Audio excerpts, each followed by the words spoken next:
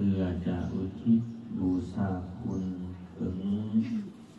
มารดาหรือในผู้บวชคำที่ได้จากโลกนี้ไปการที่เรามาเห็นบุญเห็นกุศลแบบนี้เป็นการบูชาคุณเป็นการระลึกถึงบุคคลผู้มีบุญผู้มีคุณแม้เราจะจากพวกเราไปแล้วก็ตามคนงามความดีที่ทำในตู้ตอนยังมีชีวิตอยู่นั้นบ่ได้เลือนล่างจางหายไปในความทรงจำของพวกเขาที่ยังอยู่เมื่อเขาคิดฮอดคิดถึงแบบนี้ที่เป็นลูกเป็นหลานจึงมากระทำบุญตามที่ครองประเพณีหรือตามหน้าที่ของเขาตามฐานะอันสมควรเพราะคนเราเกิดมาทุกคน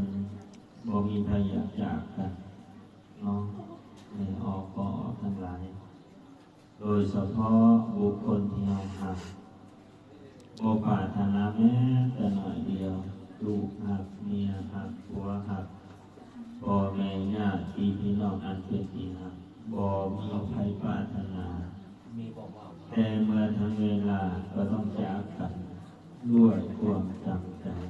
ด้วยความอาลัยอาวรณ์ด้วยความคิดฮอดคิดถึงยามเจ็บยามเป็นยามป่วยผู้เป็นลูกเป็นหลานก็ต้องให้การดูแลตนเองรักษาตามกำลังความสามารถที่จะยื้อเอาชีวิตของบุคคลอันปฏิหารอยู่เอาที่จะเป็นไปได้อันนี้คือความปรารถนาของเราทุกคนเวลาที่มีการล้มหายตายเสียจากเอาสิได้ยินได้เห็นประเพณีอันหนึ่งที่เราเห็นสืบกันมาก็คือเวลาที่ก่อนจะเอา